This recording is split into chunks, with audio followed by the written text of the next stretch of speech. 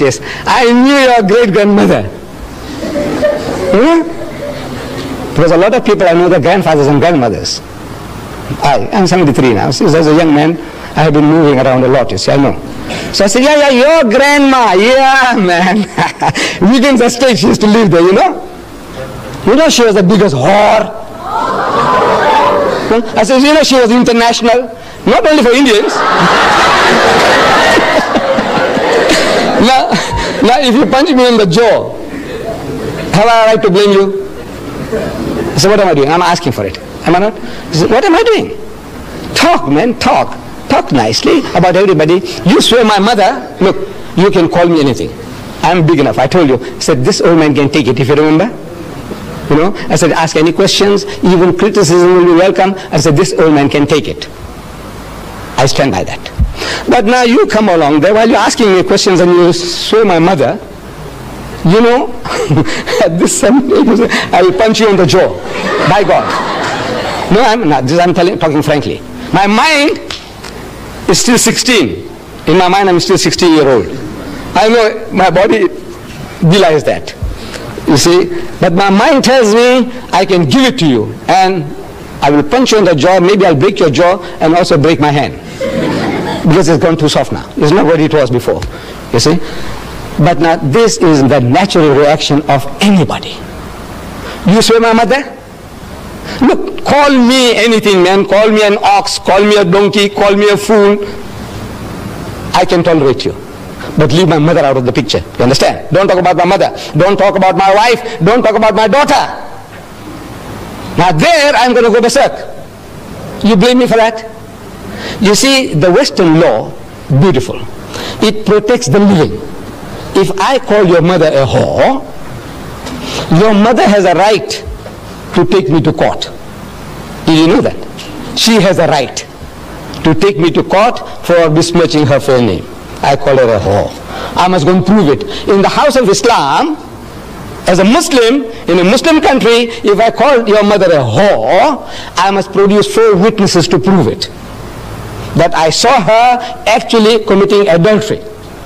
Not one, I saw another 3 witnesses. We all are eyewitnesses. And all the witnesses, you know, if they have to come to testify against your mom, they'll have to be consistent in their evidence and the cross-examination. If one of them fails, all the 4 will get 80 lashes each. You besmirch the fair name of a lady? Now, that is Islamic law, Western law, law of defamation. You say something about a living person, that person has a right to take you to court. That you know. But you see, Western law doesn't protect the dead. Your mother is dead, and I call her a whore. And I'm a big bully. I have a big gang behind me. I say, go on, do what you like. What can you do? What can you do? Nothing. We're helpless. Because the law doesn't protect this. And look, then now we must bring your mother out of the grave to come and say, look, I was not a whore. Which we can't do. So the stigma sticks. So that guy, I have no right to forgive. If somebody saw your mother, or I saw your mother, these people have no right to forgive me. Your mother has a right. If she's living, she has a right to forgive me.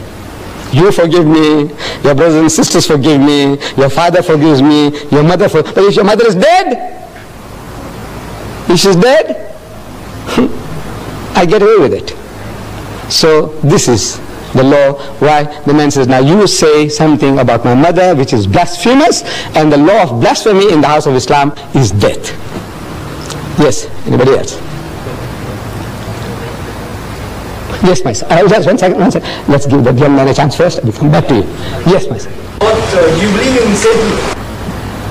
Yes, that there is a power, satanic powers. I do believe. Yeah. How come these Satanists, how come they only oppose the Christian religion and not the Islamic? Maybe they have nothing to chew on. You see, the satanic people, what do you say? There's a cult. Is that what they're attacking the Christians, you say? Right, because they come from Christian background. Sit down, my son. You see, they come from a Christian origin. All the Satanists, they were not Hindus before they became Satanists. They were not Muslims before they became Satanists. What were they? The background. Christianity. So in other words, they come from that background, they know more about their background, so they attack that background. I think that is the answer. Why would they want to attack the Christians and not the Hindus, not the Buddhists, not the Muslims? Why? I said, no, they have no knowledge about Buddhism, Hinduism, Islam. They have no knowledge, but they have knowledge about Christianity, so they can play on that. I think that is the reason. Yes, my son, you had something. Why do the Muslims wear a hood? Why do they wear a topi or whatever you want to call it? This is, from the religious point of view, in our relationships with God, it's not a necessity. This is not a necessity. But in society, we need an identity. Suppose I meet you in the street, I might think that maybe he's a Tamilian, and if I knew how to say good morning to you in Tamil, I would have said it. Otherwise, now I'm at a loss. The other guy, like me, who looks like me, the Banya, they are my cousins. You see, we are the same race. Banyas and me, I am a Gujarati Muslim. The Banyas are Gujarati Hindus. In our complexions, we are the same. The Banya Hindu and the Banya Muslim is the same. We also have the same surnames, if you know. Muslim Patel, Banya Patel. Muslim Desai, Banya Desai. Muslim Bhula, Banya Bhula. I'm sure you have come across. Right. So what is all this? No, actually we are one people. Now when I see the man in Grey Street, I'm telling you, frankly, I pass the people in Grey Street and a lot of people, they smile at me.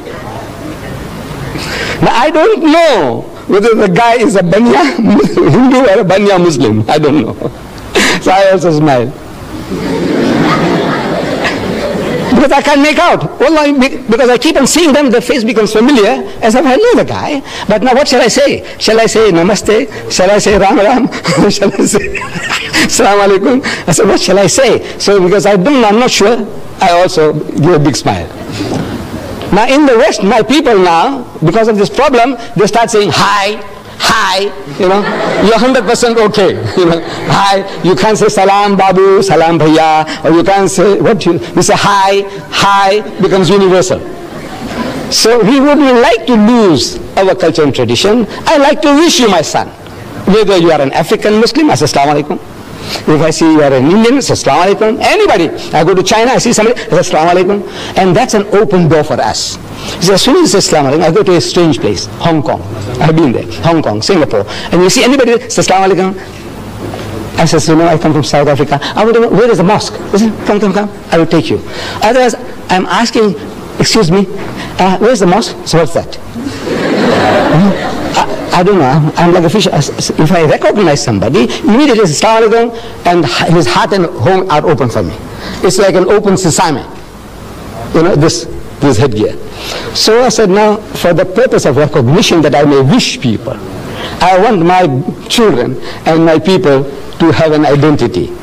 That, you know, we can wish you assalamu alaikum, say wa alaikum salam, and immediately it's a bond is created, immediately. I give an example in the tubes in London. I've been sitting so many times, a man across from me, you know, sitting face to face, in the train, in the tubes. And you dare not open your mouth. You don't know how to start. He says, excuse me, where you come? Look, among us, it's so easy. By God, it's so easy. If I say, assalamu alaikum wa rahmatullah, so where you come from? So he tells me, I come from certain place. He says, I come from South Africa. I say, where? Where from South Africa? He says, Durban. I said, what do you mean Durban? I come from Durban and I haven't seen you. He said, no, I live here in Springfield like this, like that. Immediate bond. Where you come from? I said, Pakistan. I said, you know, I was also in Pakistan for 3 years. You know, I was in, bond, immediate bond. But now, the other guy, because they're not used to that, as soon as I ask, he say, where you come from? He said, well, that's your business. Is that your business? The other guy, I can ask him immediately our culture. He said, are you married? This young fellow here. He said, no. I said, well, what's wrong with you? Huh? Come on, I'll show you, there's Mr. Didat's daughter. No, this is our culture. Are you married? Yes. And the children? Look, this is to us like we are all open book to everybody. We want to know, we want you to know everything about me, and I want to know everything about you. And this does it when I know that this is our cultural background. I can talk to you more freely. Otherwise, I'm afraid. If as soon as I ask you some question, you say, what are you from the inspector? Receiver of revenue? What is it? Yes. Yes, lady. Yes. Why don't females go to mosques? Yes. Why don't females to the mosque? Yes. You see, the